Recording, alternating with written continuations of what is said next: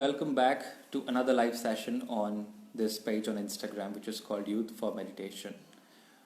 It is a community of young individuals who engage and interact with each other to ensure that we're all happy and all at peace and all feel loved, come whatever may, irrespective of whatever differences we may not have. A very special day again today. It is the Vijay Divas, which marks the 50th anniversary of the valor, courage, and bravery that the Indian soldiers had expressed and shown very uh, bravely during the war with Pakistan.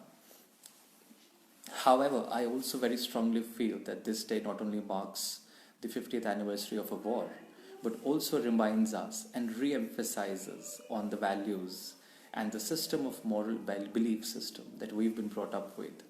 And it definitely reminds us of the strive for peace, the strive for unity, the strive for love and brotherhood and universal harmony. To talk to us about this, we will have a very special guest who will join us in a bit. And in the meanwhile, I will just remind you that if you have any questions that you'd like to ask our experts, you're most welcome to send us comments and we will be able to get our experts to get back to you with answers on those questions. Also, if you have any queries about the page, the session, the topic today, do feel free to share them here. And great. So, a very warm welcome to this session, sir. We have with us retired Major General Gurdeep Singh Narangji, who's been very kind to take out his time from his busy schedule today and be with us for this session. You've been in the service of the country for about 37 years now, handling various top level positions with the Indian Army, as well as in the academia at Amity University and Crescent University. And I was going through your profile, which is extremely humbling because with all of the achievements that you've done, with all of the personal interaction that I had with you over the past few days, you come across as someone who's extremely kind and extremely humble, irrespective of where you are today. That is in the top level of administration, leadership, and management. So very thankful to you for taking out the time today for this session, sir, and a very warm welcome once again to the session. Thanks, Raghav. It would be a nice session, and I'd be a pleasure of India. Raghav, what I find is, please. What I find is, I was just telling your audience, sir, yeah, that today also reminds us of the valor and bravery of our soldiers, but at the same time, it also reminds us of the essential desire for peace that we all have, the desire for love, universal harmony, unity, and brotherhood that all of us have. And in order to achieve that, we take different routes and different actions.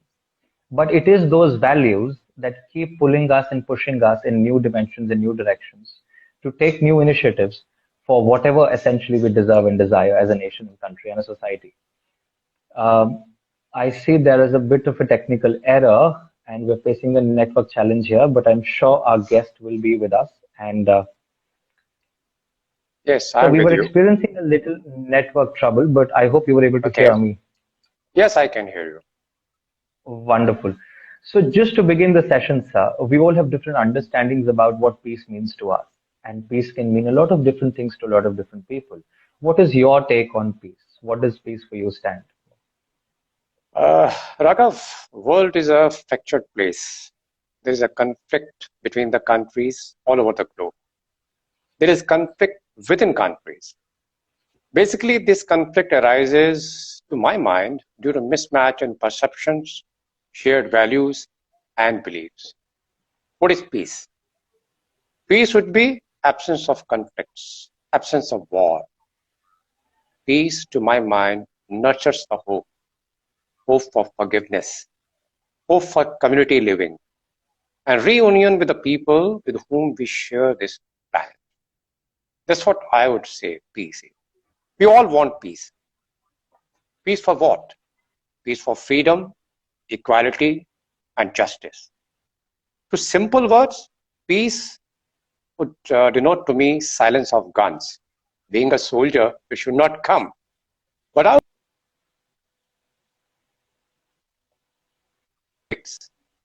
mutual, peaceful settlement of conflicts. Peace for our future. hope for our next generation. That's what I feel the peace is. Wonderfully summed up, sir, with the years of experience that you've had. I'm sure you've gone through various different levels of discussions and meetings at different governments and different administrative levels. And through all of those discussions, this is the nectar of conclusion that we're getting, which is very, very good. Because you said it very nicely. Peace is something that we all strive for, and peace is for you absence of guns, the noise and sound, and in fact, the presence of guns in the first place would also mean peace for some people. However, ironically, a lot of wars that have happened in the history have been to maintain or achieve peace, which is quite difficult to understand sometimes. So, what can individuals at individual level, what can we do to ensure that we are at peace first, and then we're able to help other people around us to be at peace? Raghav, charity begins from home.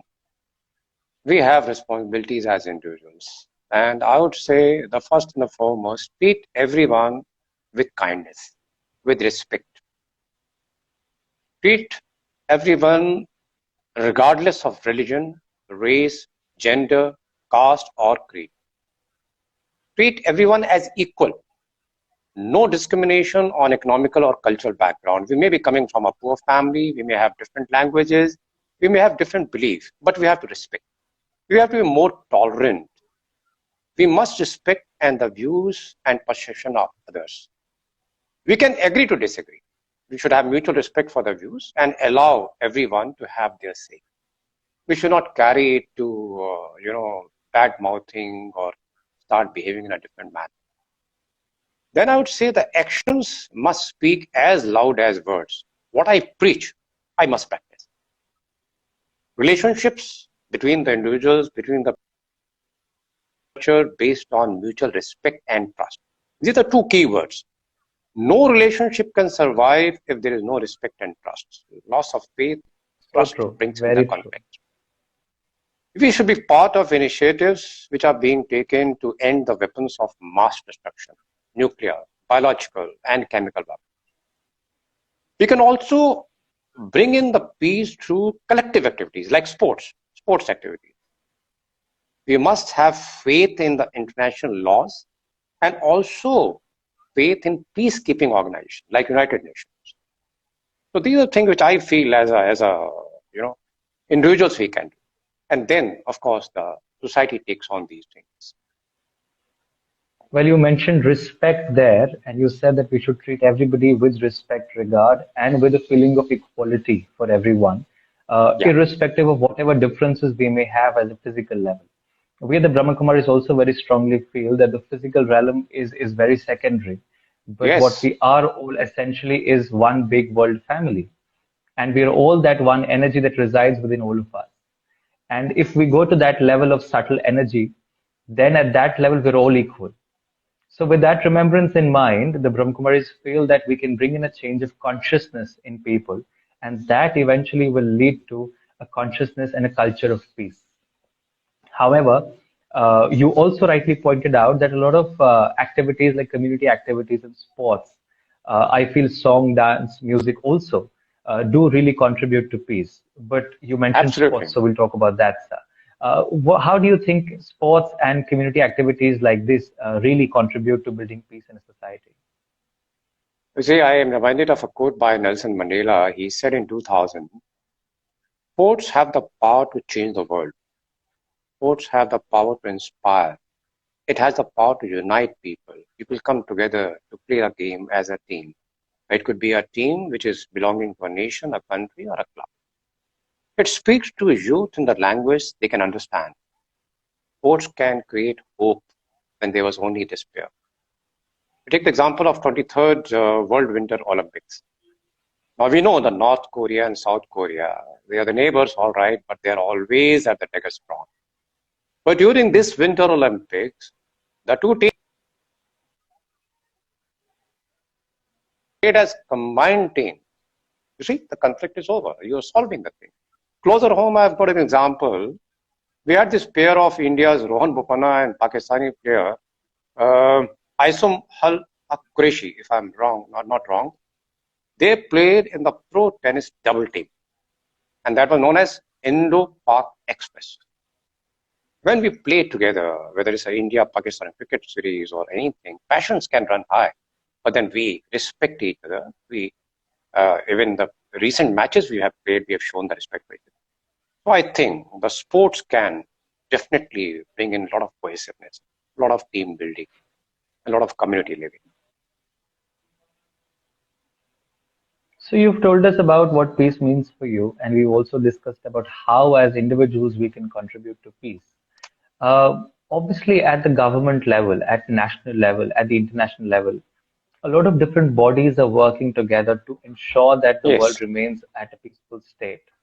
What is India's contribution to this, and how is India ensuring that it contributes and sends out a message of peace to everybody? No, I would, before that, as you just said, the organization, the biggest organization or biggest example is United Nations. Now look at the United Nations, they are trying to resolve the conflict between the countries through peaceful negotiations. They also send peacekeeping missions. They provide aid during natural calamity. Then there's another organization, Global Peace Foundation. It was founded in 2007 by Dr. Moon. What was the aim? To promote an innovative values-based approach to peace building guided by the vision of one family under the God. You just mentioned something like this a little while ago.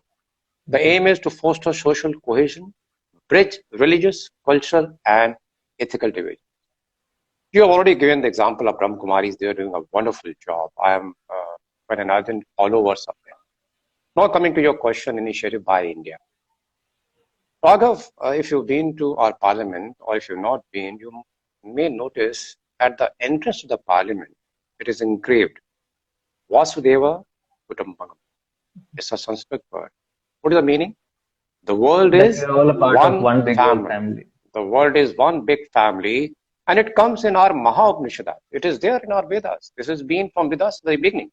So we've been following it. India has been following that. Then certain bodies, the world bodies in which we have been part of, that is like the Non-Aligned Movement, and NAM, September 1961, it was founded. We became part of that. What was the aim? We said, refuse to be aligned with any military blocs, whether it's a Warsaw Pact, whether it's a NATO company. We will not be part of it. We will not permit our territory for military bases of foreign countries. So what are we doing now? We are not aiding those people who are starting the wars or who are starting the conflict. So this is the next initiative which is being taken by India. Then we've been part of SAARC, South Asian Association for Regional Cooperation, founded in 1985. Yes. Our immediate neighbors, Afghanistan, Bangladesh, Bhutan, India, Maldives, Nepal, Pakistan, and Sri Lanka, India included. We are the 7 parts of it, SAARC. Third thing which we have been doing, in which the Indian armed forces and police forces have been playing a major role, that we have been providing UN peacekeeping missions. As of 2014, India was the 3rd biggest troop contributor country. In last so many years, we have provided over 2 lakh troops, police contingents, and all women team to go in about 49 countries. And these countries are various countries: Lebanon, Congo, Golan Heights, Ivory Coast, Cambodia, Haiti, Liberia.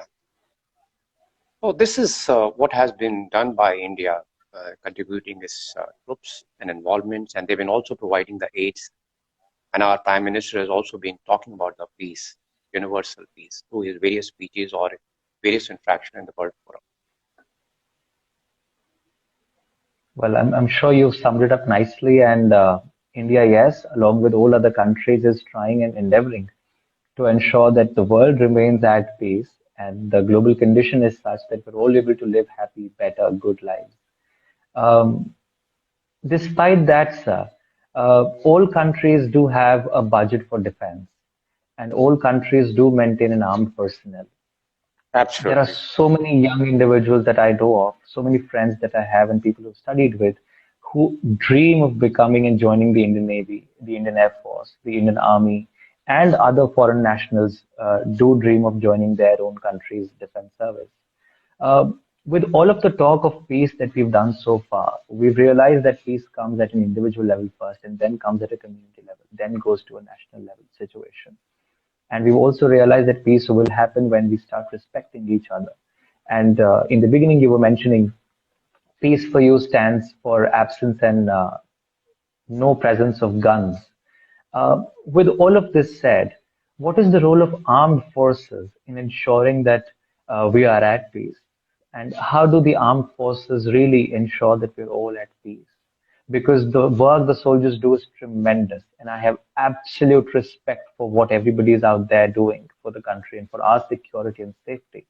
But just for our audiences, uh, would you like to highlight about the role of armed forces and how are they See, contributing to building a culture of peace? yeah, there are two things. You see, if you're weak, somebody will attack you. There are people who will not share your perceptions and beliefs, so they will attack you. So how do you avoid that? You become strong. You become powerful. You should have the wherewithal to counter any threat to your country or integrity of your country. Once you are powerful and your neighbor or the person who's trying to attack you or take advantage of knows that you are capable of defending yourself and also taking on the things, actions to prevent that thing to happen. So first is foremost, the Indian soldier or Indian armed forces people should be strong enough. Require tactics, strategies to counter any threat. Second thing is soldiers are also human beings. We are from this family. Maybe there's somebody from your family or other families. They are safe human beings. Now there are conflicts with the neighboring countries. There are conflicts within our own country. We are fighting the insurgency in Kashmir. So I can tell you, I can share that with you. What I have been part of at Kashmir, what we've been doing, we call it WHAM, WHAM, winning hearts and minds. What is winning hearts and minds? It is basically people-oriented processes for establishing human, social, and political linkages for the common good, contributing to the building of the concept of nation. We've been reaching out to the people in a very small manner, helping them in, in a village. Somebody comes to you, tells me, we don't have a sports ground. Okay, we'll make one for you. We'll get our dojos and all for you, provide us a place, give me some youth. They are also involved in that, and we create a thing for you. It doesn't stop there. We provide them the coaches. We provide our own teams to play with them. We participate with them. Somebody comes up, we want a school or a primary health center. There is some allocation given to us, so we help them in making that. We train their people in the self-defense. We even provide sometime the people to go and teach in their schools. We've been organizing the tours for the children from Kashmir to come to other parts of the country to see what the other people are doing. This is a very, very good process. You're drawing them out. We started off playing those something like IPL, playing the matches, the cricket matches in Kashmir. So I think if you can reach people and you can tell them, we are here for you. We are not using our guns against you. We're not gunning for you. We want to take you along with us. We are here for you. I think that will go a long way. So that is one initiative. And this is not only India. Other countries have been doing it. Actually started in Malaya and all. That the strategies were highly successful. And we have also taken a leap from there and been doing it. And it's been happening everywhere in India wherever we find there is a conflict. The humane approach is being. But at the same time, we are prepared to fight any person who is coming across and harming our integrity, or the people who have been misguided in our own country also, or the foreign nationals who come in our country who want to disturb our peace. So definitely, we will take action. Absolutely. So hats off to the work that the Indian soldiers are doing, and anybody who aspires to defend their country by joining the armed forces in their country really deserves the respect of the citizens there, because it is a big step to take. It takes a lot of courage, a lot of bravery, and only strong hearts can do that. With tremendous years of experience, what will be your message to the youth audiences who are listening to us today and who will see this video later on? How can I have always generation is the best generation. Yeah.